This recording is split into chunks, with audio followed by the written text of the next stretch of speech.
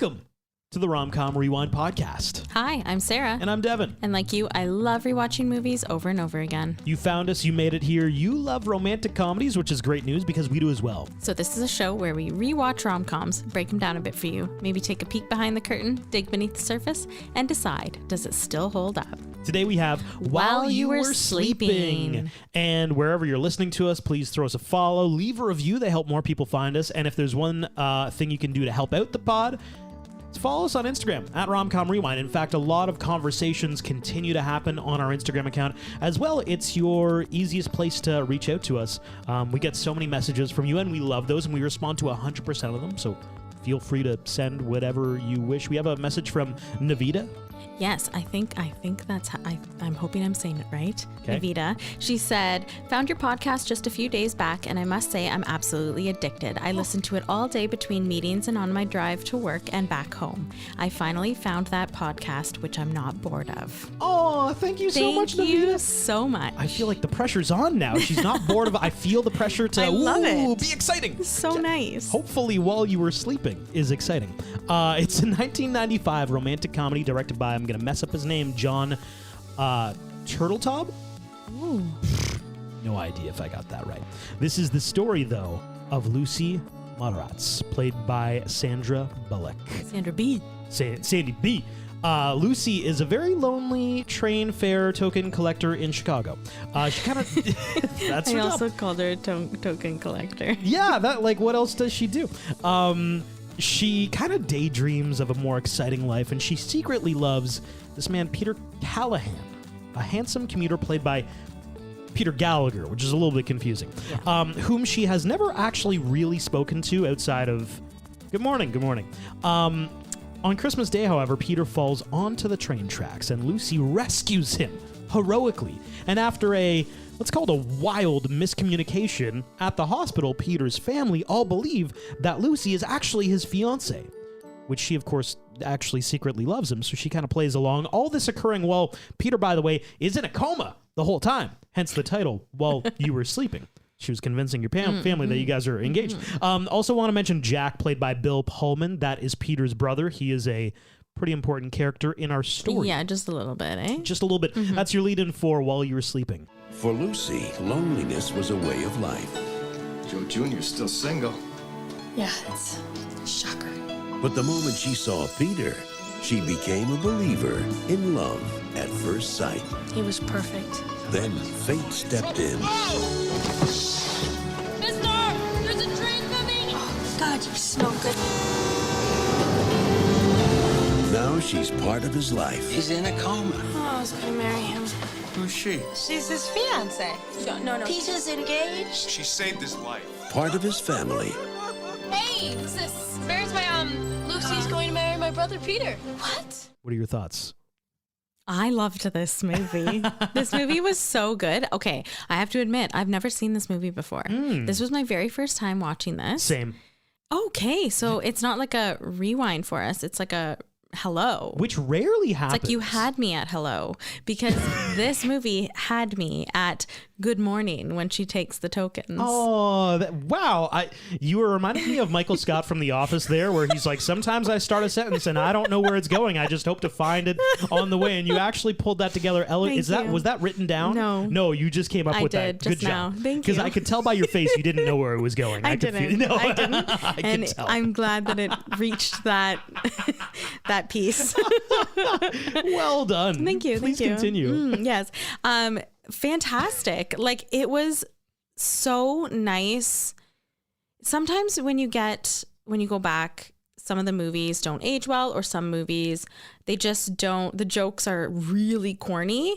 This movie was so wonderful. Yeah. The writing was phenomenal. There's one, I guess, speech at the very end of the movie, which I'll talk about, but it's just so eloquently done. And I loved how she said it, her reaction when, like, it was just really, really great. This movie was really nice to watch, and I will definitely be watching this movie again. And it is considered a Christmas movie. It all happens around Christmas and New Year's. Yeah, so here we are. This is our second holiday movie for this 2023 year.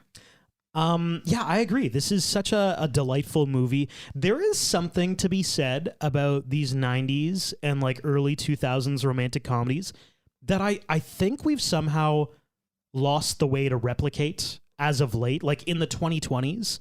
Because we've managed to write amazing stories, we've managed to have compelling dialogue and great jokes. But the one thing that I find, especially rewatching something like this, is that I find romantic comedies don't have the Sandra Bullocks anymore. Like, she, in this film, in my opinion, is a showstopper. She's unbelievable. And to be honest, let's call a spade. When you actually, like, take her out of it, the story's kind of weird. Like, this is a weird story, guys. A classic 90s, like, this is strange. It is a reverse Sleeping Beauty retelling. Oh, is that how it right? is? Okay, I didn't realize Like, that. if you think about it, it is well, like Sleeping it Beauty, is though. That's what they say it is, right? Okay. So I mean, we'll get into it in my quick facts, but yes, yeah. But like loose. It reminds me of like Made in Manhattan would be one. Yeah. Julia Roberts, like Runaway Bride. There are so many movies around this time period that were just like, wow, Meg Ryan in Sleepless in Seattle,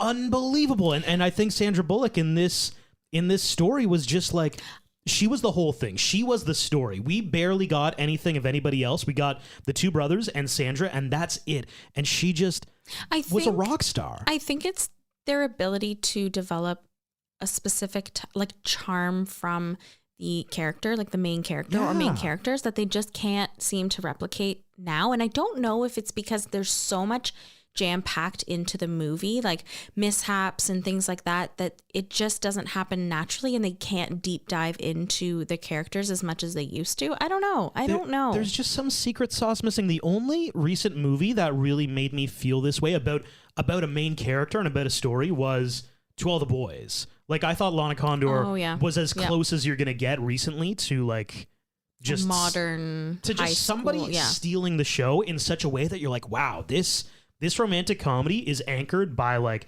at the time, we were looking at Sandy being like, this is a future all-time A-list star. And fun fact, we were all right. But you see it in this movie. You're like, she's going to be the next thing, right? And I don't know, like... Yeah, I don't know if we have that right now. It's almost as if I find people will dabble in rom-coms. And then they'll move away immediately. Yeah, they'll do one movie as a rom-com, and then they'll be like, okay, that was good. And then they'll do something else, and it's completely out of the realm of rom-coms. But it's like there's something to be said about doing a few rom-coms and doing them well. And being fan-freaking-tastic at it, like in this movie. Anyway, let's dive in. Yes. We meet Lucy, and she grows up with just her dad, and he tells her stories about her mom, and she loves those stories. She asks when her dad knew that he loved her mom, and it was when she gave him the world. So we get a fast forward to present time. Now she is a transit token taker. That's what I call her. Oh, yeah, that's exactly what she is. A TTT. Oh. A transit token taker. Nice.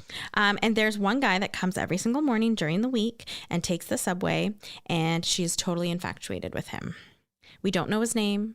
They really don't talk, and she just gets to look at him once a day. It's Sandy from the OC. Did everybody see him and think like that's...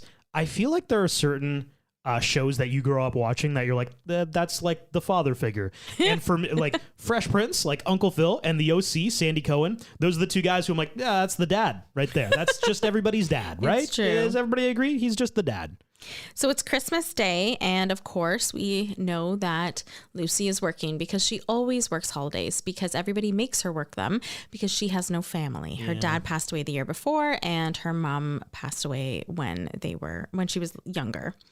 And he comes to the booth, Peter, and says Merry Christmas, and she freezes, not being able to say anything back, and she just freezes, nothing comes out of her mouth, and she regrets it immediately. He's waiting for the train, and he's mugged, and he's pushed off onto the tracks, and a train is coming, but Lucy saves him. He's rushed to the hospital, but she can't go in because she's not family, but a nurse overhears her say that she was going to marry him and allows her in. He's in a coma, but his entire family comes rushing into the room, and the nurse says, oh yeah, that's his fiance, and now everyone thinks that Peter is engaged to Lucy. She tries to correct them, but never gets the chance. She tells the family that she fell in love with his smile. And now the lie has begun. It has. But you know what? Throughout this movie, she never actually lies. She never says that she's not his fiance, because circumstance happens where she never actually has to say, like it happens perfectly. And I'll go through those instances. Oh, all those moments where she could have just told the truth and... Yes, decided not to. And then decided to just... So not lie. Just lie. Omit the truth. That makes her less guilty, is what Sarah's getting at. For sure. Judge Sarah. I find you not guilty. Yeah, wow. Okay. We've had a ruling. Not guilty. So Lucy gets back home where her neighbor asks her out, Joe Jr. Oh my God, he is a lot. But then she decides she's going to return to the hospital and introduces herself to Peter, who is still in a coma. She confesses her love at first sight for him and that she's fallen in love with somebody who she's never really talked to. The next morning, Lucy wakes up in the hospital by Peter's bedside, and the whole family comes back and invites her to Christmas dinner since they didn't have one. As she's getting in the elevator, a nurse gives her a box of Peter's things, thinking that, of course, since she's his fiance, that's where it should go. And a colleague of Peter's is getting off the elevator, who we don't know, and he tells Lucy that there was an accident a month before, and we don't know what he tells her quite yet, but just that we know that there was an accident. And Lucy goes, oh, okay, cool, whatever. We do find out in this instance that Peter is a lawyer and works for a law firm. Lucy gets to the house and realizes, and this is Peter's family's house, and realizes that this is a very bad idea. But before she can turn to leave, Saul, the family best friend, is there, and they start chatting. And we learn that both, like I mentioned earlier, Lucy's parents are gone, and that Saul lost his wife a few years previously, and the Callahans are very near and dear to his heart, and that he wouldn't want anyone to hurt him. And so earlier in the movie, he does overhear Lucy say these love at first sight, talking to somebody who she really doesn't know, to Peter. So we know that Saul knows. He knows, and he tells her, I know. So they're all opening gifts, and Lucy gets one too. So she even gets a stocking, and she really is a part of this family. And I think, and we know later on in the movie, that this is one of the reasons why she doesn't want to come clean about how she's not actually engaged to Peter, because she has fallen in love with this family. Her father just passed away, and I think she's she's lonely. She's just lost in the ocean, and this is like a little beacon, and she hangs on to the family. Yeah. So we do see a brief scene where this woman named Ashley leaves a message on Peter's answering machine at his house and says, yes, she will marry him. Oh, there's a real fiance in the picture. Yeah, he has a real fiance. Gosh. We also meet Jack, who comes in to the house late at night, who is Peter's brother. He stays the night, and Mary, their sister, tells him that Lucy is sleeping on the couch and is Peter's fiance. When Lucy wakes up the next morning, Jack is there waiting for her on the stairs. He confronts her about never meeting her, and as she's leaving, he says, well, I guess welcome to the family. But we all know he's not convinced that Lucy is legit. So I think this film is unique in that we're teed up that Peter is going to be the love interest. Right. And then he almost gets hit by a train and then goes into a coma. Yeah. We barely see him the whole movie. He's just Bye. laying there the whole movie. And then we meet Jack. Right. And then the actual love interest happens. But I thought we could go through the list of top actors who are barely actually in the movie. Because it is a cool list. I'm going to start you off with number one, Drew Barrymore in Scream. Okay. I never watched it because it's a horror movie. Sarah hates horror movies. I do. So Drew Barrymore is on the poster for Scream. She's literally right at the front of the poster. And they did that by design because nobody's walking into a theater thinking oh, Drew Barrymore, the biggest star. You're not going to... They kill her off in the first scene. What? She's dead. 12 minutes into the movie. She's gone. Wow. Done. Goodbye, Drew Barrymore. So she made all her money on the poster. Yeah, exactly. They paid for the poster. Paid her to be on the poster. I'm going to put Matthew McConaughey from Wolf of Wall Street in there as well. Oh, what happens to him? Well, there's the stock market crash, and he's teed up as Jordan Belfort's mentor. Jordan's under his wing, Leo DiCaprio. Oh, okay. We get that weird the rhythmic weird thing. He does a lot of drugs. The stock market crashes, and then it's and then I never saw him again. And it's Matthew McConaughey is just gone, like a quarter of the way into the movie. Just goodbye. Never saw him again ever. Okay. next one on the list, I'm going to have J-Lo in Jersey Girl. Oh my God. Yeah. She was in it for like 5 minutes. This is a really interesting thing, too, Yes. because do you remember what happened? The movie that came out right before that was Gigli. Oh, yeah. Okay. I was going to say it, but like, I feel like, it literally has the worst rap ever. And that's what happened, right? Like, they were making Jersey Girl. Oh, so and they killed her off. And then Gigli, well, they didn't kill her off, but Gigli happened. And then Kevin Smith, the director of Jersey Girl, Right. I guess the studio was like, dude, like, people hate Ben Affleck and J-Lo together. What are you doing with these two? And he's like, I'm filming a lot of stuff. And they're like, you got to cut all of it. So she was always going to die, but she just died a lot quicker. Oh my God. She was actually supposed to be in it longer? Because Gigli sucked so much that they had to cut out all these J-Lo scenes. Yeah. Yes. Next on my list, Oh. Matt Damon in Saving Private Ryan. Oh, yeah. Because he is Private Ryan, and you think the movie's going to be about Private Ryan. It's not about Private Ryan. It's about the people trying to find Private Ryan. He shows up in the last few minutes of the movie, and they're like, hey, there we found saved you. Yeah. Saving you was Yeah. the whole premise. And we made it to And you. we did it. And I've got 2 more on the list. Okay. Michael Keaton in Beetlejuice. Actually, we were talking about that today at work. Really? Yeah. Well, they're doing a sequel. Yes, You're we were aware of talking this? about that. And I think this one's cool because he steals the show in so many scenes that you don't realize when you rewatch Beetlejuice, he's only in 17 minutes of screen time. Right. I actually didn't know he was only in 17 minutes. And do not say it again. I was going okay? to say, have you been counting? That's Yes, 2. I 100% have been counting. Do not say it again, The please. last one I'll say is Anne Hathaway Okay. in Les Miserables. Oh, you know what? I never saw that either. She won an Oscar, Yes. even though she actually only had 15 minutes technically of screen time. way. Yeah, she nailed it. That's it? That's it. That's all. You get an Oscar for 15 minutes. Talk about 15 minutes of fame. Although, no, she's fabulous. So She's fantastic. wonderful. Yeah, absolutely. I would put this one obviously not as high end, but in the conversation because like Peter Gallagher he's a fairly good He's in a actor, coma. but he's just in a bed the whole 85% of the movie. Yeah, I would maybe? say like he probably had maybe 10 minutes of screen time. of like Yeah, not verbal Nicole screen time. exactly. Yeah. Yeah. Yeah. Wild. So, like I was chatting about, we were teed up that Peter was going to be the love interest, and now Jack is here. Spoiler alert, he's the actual love interest of our story. So Jack stops by Lucy's apartment building trying to find her and runs into the obnoxious neighbor, Joe Jr., who tells him that he's actually dating her. Hey, you looking for Lucy?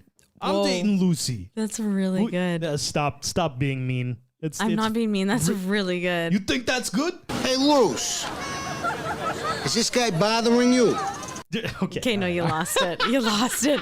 That first part, though, that was really good.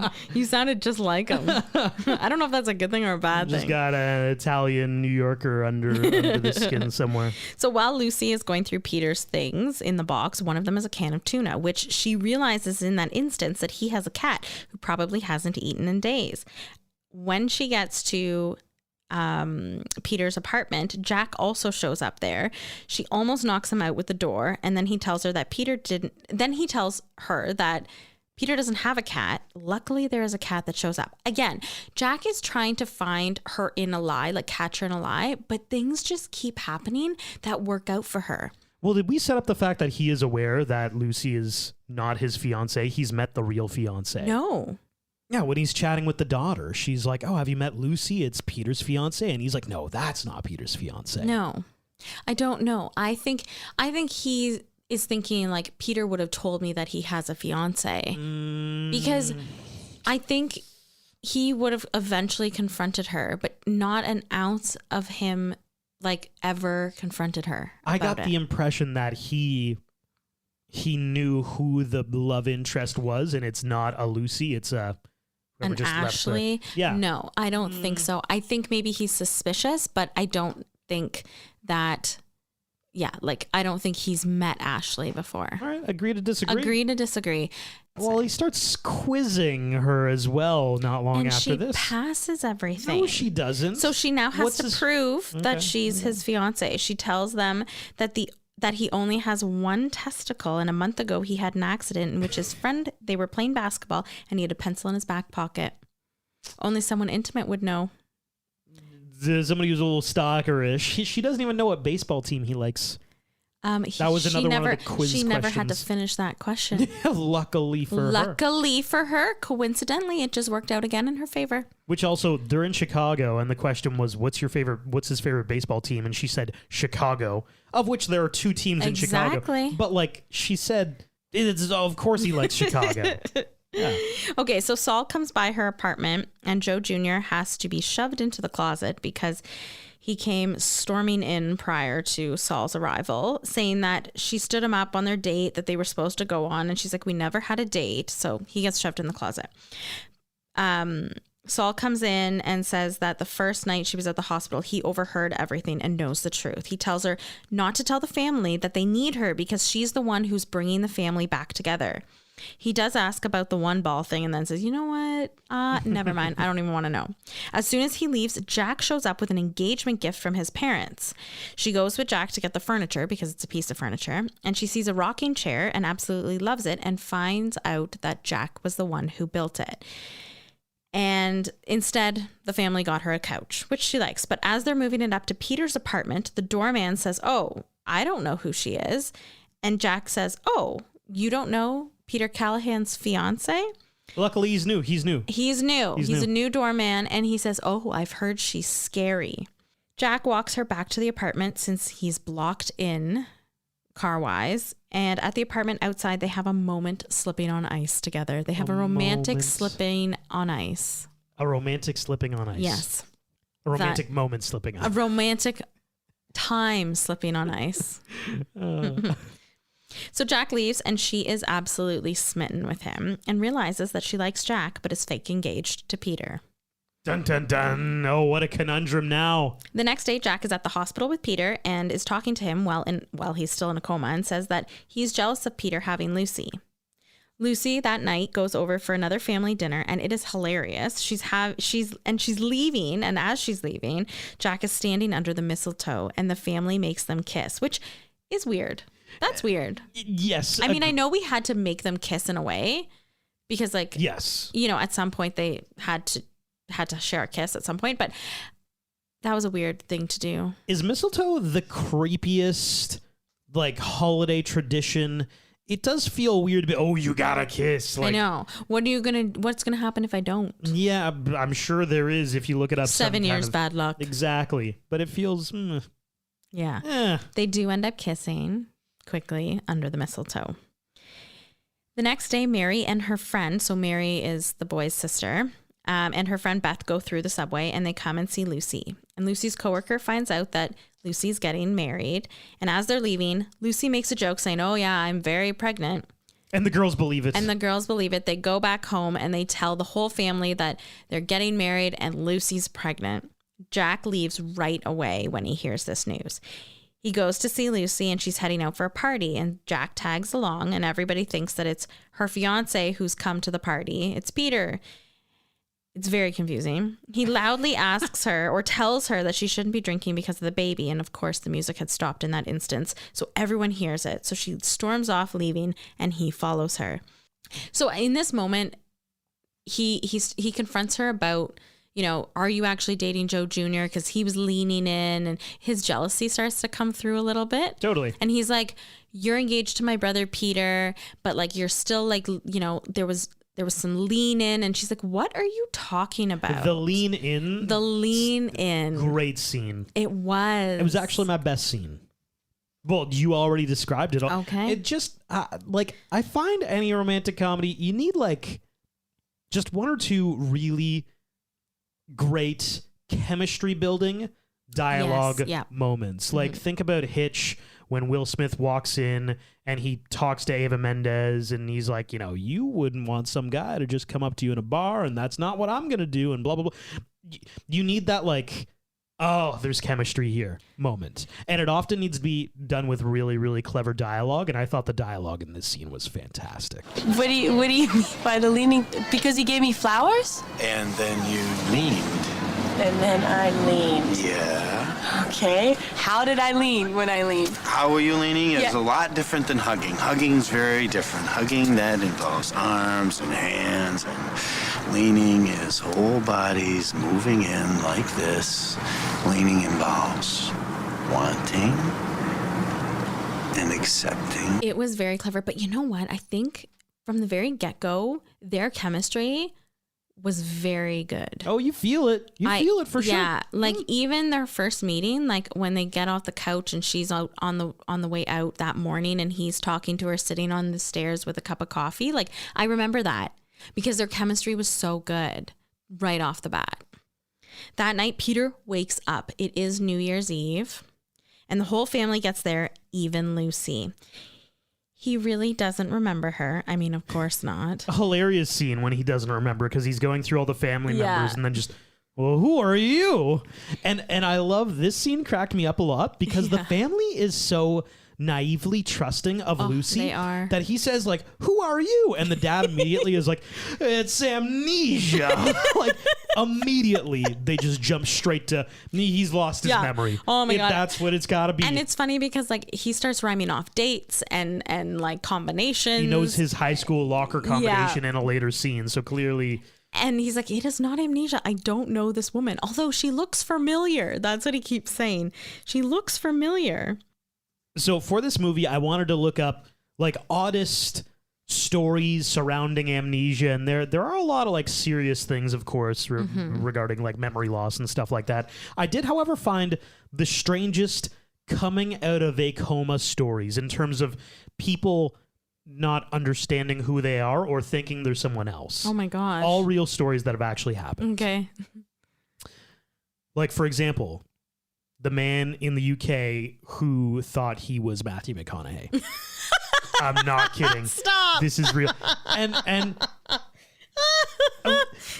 so it should be said, like, some of these are somewhat serious, but like objectively, that's funny. That's so funny. He unfortunately got into a car accident in 2012.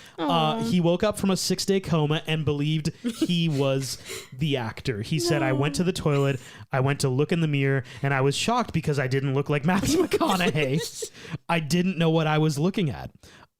He endured months of rehab and you know, stuff for this brain injury, and it finally clicked for him that he was not a major Hollywood star. He was just Rory Curtis from the UK. He thought he was Matthew McConaughey though. That's wild. There's also the mother who woke up thinking she was a teen. Oh. This happened to 32-year-old Sarah Thompson. Woke up from a 10-day coma, also in 2012. And she somehow thought it was 1998 still. Oh, wow. So she thought she was 19 again. In real life, she was married and a mother of 3. And she just... But, like, this is crazy because they were even, like, they had to teach her, like, 9/11 happened. She had forgotten that all these things had occurred. Did she ever get her memory back? Do you know? It doesn't say. It doesn't say. Wow. I find for a lot of these stories I've found, though, they don't. It's just like you're just relearning who you were. There's also the 13-year-old Croatian who woke up speaking fluent German. This happens. Wow. This is crazy, but this happens. That's amazing. Yeah. That's insane. She was in a 24-hour coma, and she was apparently taking beginner German lessons when she had fallen ill. And then when she woke up, it was like, boom, like the mind fluent German. Is insane. And that's it. I think it's one of those things of like the brain is like recovering and rebuilding itself when you're in this coma, and it just somehow was like connecting all the German neurons. We know German. Yeah, we've been learning this, so we now know oh my it kind gosh. of thing. This one's a little bit more wild. I might not even leave it in. The grandfather who became a sex addict. No. An 81-year-old Swiss grandfather reportedly morphed into a sex addict after falling from a tree and slipping into a 4-day coma. This happened back in 2010. They describe him as a sex-mad senior who ended up spending more than $4,000 at a brothel after recovering from this fall. Oh, my God. They suspect that something in the coma wiped out his brain function that inhibits sex drive. So he just woke up ready to go. all horny as hell, just ready to go. Get that blue pill ready. Seriously. Maybe he didn't need any help. We don't know. Oh, God. We don't know. Anyway, so Peter wakes up not having gained any new skills, but he just doesn't remember Lucy. Fair enough. He didn't actually know Lucy in real life. There's nothing to forget. But they assume that he has amnesia. Exactly. So Jack drives Lucy home, and Lucy tells him that he's become such a great friend over the last week, and he tells her that her and Peter will be great together. Jack goes to see his dad and to tell him that he no longer wants to do the family furniture business, which was a part of Jack's story throughout this movie, and wants to make his own furniture. Back at the hospital, Peter's memory is absolutely fine, but still doesn't remember Lucy. Saul, the family friend, comes in and tells Peter that he's a putz and doesn't tell him the truth about Lucy, but tells him that she's his dream girl and that he should marry her. Lucy goes back to the hospital, and her and Peter, they talk, and Peter says that she reminds him of someone and says, probably my fiance since I'm engaged to you. And they hit it off. Ashley, Peter's actual fiance, tries to get into his apartment and heads to the hospital shortly thereafter. Peter tells Jack that he likes Lucy and will find out what's special about her by marrying her and making a lifelong commitment to her, and that he's a changed man. Jack can't listen anymore, so he just absolutely leaves. And Ashley and Lucy get to the hospital at the same time and take the same elevator up. Dun, dun, dun. Ashley gets to Peter's room first and rips him a new one, only to get it shoved back in her face by Peter by saying he's a changed man. She wants her stuff back, and so does he. He paid for her nose and her boob job. I wonder what the legal ramifications are. You probably can't actually ask for that back, correct? No. Yeah, I wouldn't think Maybe so. the money, the amount spent on it. Yeah. Lucy comes in to see Peter after, and Peter proposes to her again. Or I guess just proposes to her. He thinks it's again. He thinks it's again because he says, I'm going to propose to you again. Do you want to marry? Yeah. Yeah. Yeah. It's first time, though. First time. First actual time. Jack goes to see Lucy to give her an engagement gift, and it's a snow globe of Florence. And throughout this movie, we know that Lucy wants more of her life, wants a stamp in her passport. That's something very near and dear to her heart and a goal that she wants to make. And Jack gives her the snow globe of Florence, which is beautiful. She wants to travel the world, starting with Florence. Yes. When Jack leaves, she asks him if there's any reason to not marry his brother Peter, and he says he doesn't have one. She gave him the line. She gave him the out. Hey, I could not do this if you wanted me to not do this. He says he can't. He doesn't have a reason. So they're getting married at the hospital. It's the wedding day, and Lucy thinks Jack doesn't want her, but he obviously does. But she walks up the aisle anyway to Peter, and right off the bat, she objects. We are gathered here today to join... I object. Oh, I didn't get to that part yet. I would have to object too. What about you? And then Peter's like, well, I might object. I might don't object. know. I'm thinking about it. And then Lucy says, I'm in love with your son. And then she says, but not that one. The other But that one. Yeah. Yeah, the other one. Then she comes clean about everything, that she was never engaged to Peter, and finally she didn't want to tell them the truth because she fell in love with them, the whole family. I fell in love with you. You fell in love with me? No, yes, all of you. I went from being all alone to being a fiancée, a daughter, a granddaughter, sister, and a friend. I might have saved your life on the tracks that day, but you know what? You really saved mine. You allowed me to be a part of your family, and I haven't had that in a really long time. And it was such a good speech. This was my best scene. Lucy's at work, and an engagement ring comes through the slot, and it's Jack and the whole family. He leans in once he's in her booth and asks her to marry him, and she says yes. They ride away on a subway, and they go to Florence for their honeymoon. Dun, dun, dun, and we get a classic 1990s The End with the train. We do, with Just Married. Fading into It totally the was distance. 90s, yeah. So we chatted about this off the top.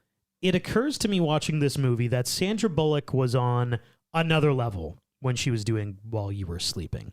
Speed came out 1 year prior in 1994, which I think was kind of her big break. Then she does this movie in 95, Time to Kill in 96. Hope Floats and Practical Magic both came out in 98. And I think at that point, Sandra Bullock is like an all-star. She is now. And I want to ask the question, was she a top 10 actress of the 1990s? I'm going to say yes. Okay. I'm going to give you the tail of the tape. Okay. My top 5, and then you can... Number 1, I got Julia Roberts. Heck yeah. Pretty Woman, My Best Friend's Wedding, Yeah. Notting Hill, Runaway Bride. Those are all like A++ films. Killing fabulous. it. She's fabulous. Number 2, Meg Ryan. Okay, yep. Joe versus the Volcano, Sleepless in Seattle, You Got Mail, City of Angels, When a Man Loves a Woman. Right. Then I've got Sandra Bullock at number 3. Okay, I like that. Demi Moore, I've got 4. She G.I. was Jane, big. Indecent Proposal, A Few Good Men, The Scarlet Letter. When And did Ghost come out? I think that was 80s, actually. Oh, okay. So that was leading into this, though. So Right. that should be considered just as like she was on the way up kind of thing. Okay. Drew Barrymore, I've got at number 5.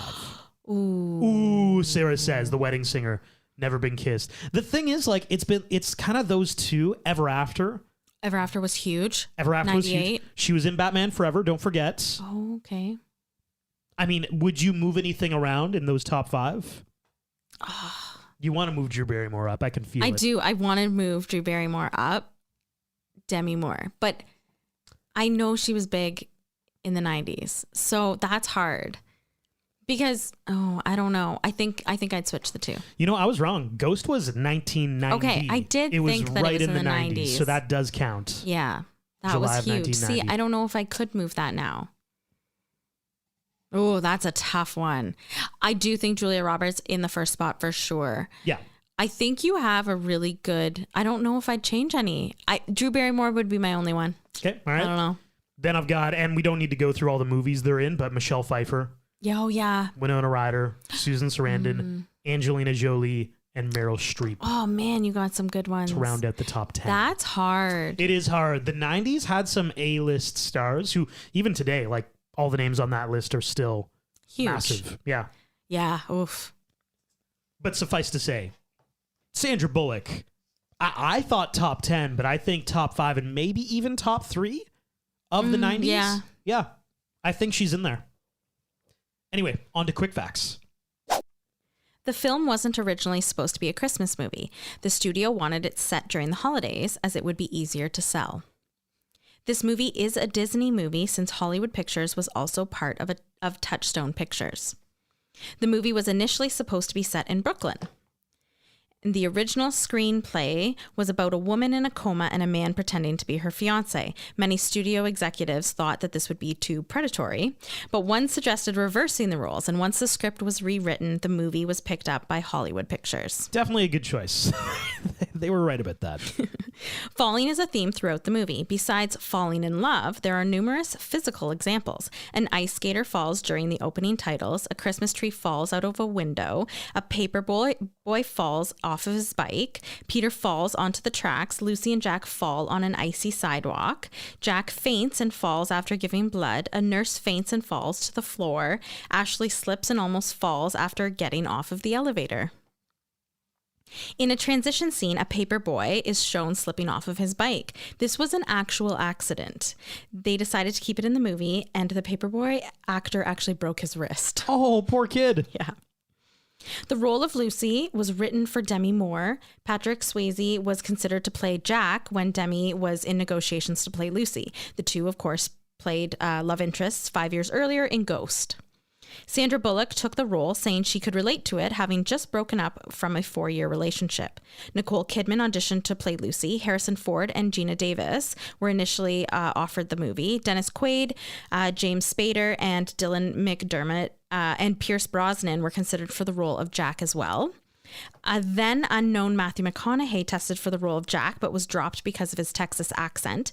And the director rejected offers to cast Russell Crowe in the same role. Okay, you're throwing a lot of names at me. Yep. I'm liking Demi Moore, actually. I think she could have done really, really well. Mm-hmm. Did you say agree. Nicole Kidman as well? Yep. Yeah, I'd give that to Demi Moore, although Sandra Bullock obviously Definitely. nailed this. Pierce Brosnan, though, British accent. I don't know how that would have landed. Can he do a It's a traditional very good question. North American accent? Some of the gifts at the Callahan's Christmas party. Lucy gets a sweater, Ox a cordless glue gun, Mary an appointment to get her ears pierced and diamond earring studs to go in them, and Midge gets a gold watch. At the Callahan's Christmas party, Glynis John's character, I don't drink anymore. I don't drink any less either. Co-star Jack Warden, who was also in that scene, delivered the same line 31 years earlier in Bewitched from 1964.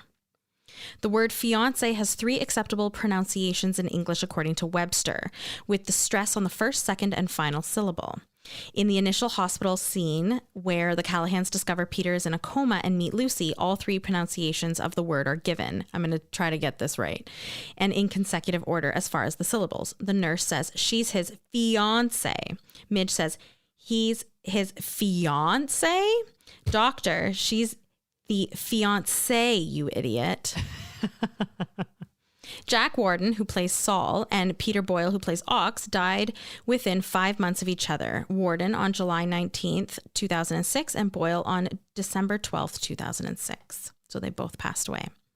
When Jack and Peter are playing 7 card stud poker, Peter's still in his coma, Jack is dealing cards for both of them. Jack's winning cards are the dead man's hand, aces and eights. The Callahans' house is located in Lagrange. I don't know if I'm saying that right. A suburb in Chicago. Oh, you give it that French spice, all that French immersion you did as a kid. Oh, Lagrange. Images of the world and Sleeping Beauty recur in the film. The young version of Lucy in the beginning is reading Sleeping Beauty by her father, or is being read Sleeping Beauty by her father. The film is a role reversal or a take of that of Sleeping Beauty. Peter is the beauty and Lucy is the prince. Lucy has a globe in her apartment, visible after talking to Jack. And of course, the gift of her mother to her father, the light up globe lamp, recurs as well. Peter says that his birth date is 3/11/59, which makes him about 35 years old in the movie. But Peter Gallagher, the actor, was actually 40. Bill Pullman, who plays the younger brother Jack, is actually 2 years older than Peter in real life. Michael Rispoli has played several Joeys in his career, starting with Joe Jr. here, moving through Joey T in Summer of Sam from 1999, and Joey in Black Irish in 2007, eventually growing to Big Joe in Kick-Ass from 2010. Monica Keena, who plays Mary, the sister, was 15 at the time of filming. She's assumed to be around that age in the film, as she gets her ears pierced as a gift for Christmas, which was a common age for teenagers to get piercings. There is no explanation for the large age gap between her and her older brothers.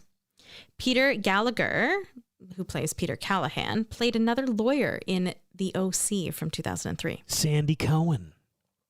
The first of 2 movies in which Sandra Bullock stops the marriage ceremony to admit that it is a sham. The other is... Don't tell me. The Proposal? Yes, nailed from it. 2009. Here we go. Yeah. Ryan Reynolds, let's go. And now, honorable mentions. My honorable mention is Saul, the family friend and Peter's godfather. Because, he loved Lucy right off the bat so much that he made sure that she was a part of the family and avoided telling the family the truth because he saw how much they loved her and that she was the glue that was bringing them together, or the adhesive that was bringing them back together. And I thought that was really cute. And he did a really good job. I really liked him. He was almost kind of like a guardian angel. I kind of felt that's kind of the vibes I got. Yeah. He also was very flaky when it came to telling the family the truth. 100%. But he saw what he wanted to happen and it happened. He manifested. Yeah. He was manifesting in the 90s before anybody else was. This isn't really an honorable mention. I just want to create a reason to ask you questions about this person. But I want to talk about the movie superstar that was Bill Pullman back in the 90s as well. Oh, definitely. I know. I know he was in Independence Day 2. He was in Independence. Most recently. Well, he was in the original Independence Day. Yes. Actually, so 95, While You Were Sleeping comes out. Casper comes out. He starred in that. 96 was Independence Day. Mm-hmm. He was in The End of Violence. He was in Lake Placid. He was in Spy Games. He just did all this stuff in the 90s, and then it kind of petered a little bit. But I've got a question, though. To my knowledge, he was in Sleepless in Seattle, as a heads up, as well as A League of Their Own. You know what? The longer I go through his 90s catalog, in a lot. He's in so much. But Is he good looking? I think so, yes. Was he heartthrob territory though? Or was he like, oh, that's a good love interest? I thought he was really cute. I thought he was better looking than Peter Gallagher. Yeah. 100%. You know what? Yeah. It's the eyebrows for me, for Peter. I just, He does have very intense eyebrows. I can't. There's a lot happening with those eyebrows. I can't get past it. Like, nobody plucked those in the 90s, you know? Yeah, no, for sure. For sure. Like, he has some caterpillars on his face. I That's just funny. couldn't do it. So, to answer your question, yes, he is. I think he's, because he would have been 42 during this movie, right? Is that what that's what they had said, right? Well, he's 69 right now. Born in 1953. Not sure the math. Yeah, 42. Is that what you said? 42? Yeah. Yeah, 42. Yeah, so he was 42. So, like, I would say, like, yeah, he was a heartthrob for a middle, like, a 40, in the 40s. 42-year-old right? guy. In the 40s. That's old, actually. Yeah. Wow. Well, it's not old. That is not old at all. But to be playing that particular part, I think, like, how old was Sandra Bullock during that movie? She was 32. Okay, that's not that bad. Still, though, that's why I'm like, whoa, that's old, because comparatively to his co-star, it is kind of old. Their She's chemistry 10 years was younger. really good, though. Oh, the chemistry was great. And people 10 years difference in age Yes, can absolutely. definitely date. Just a little surprising. A little surprising. I didn't think he looked 42, though. No, he didn't. Yeah. You're right. What should have been?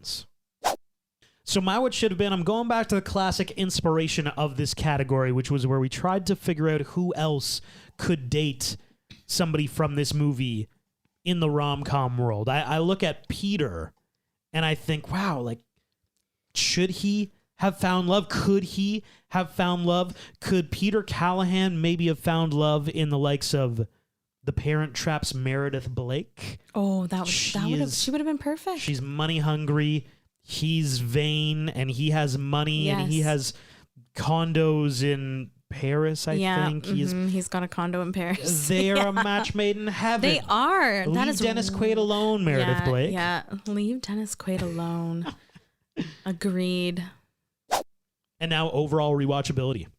So I've got chemistry so close to a perfect 5 out of 5.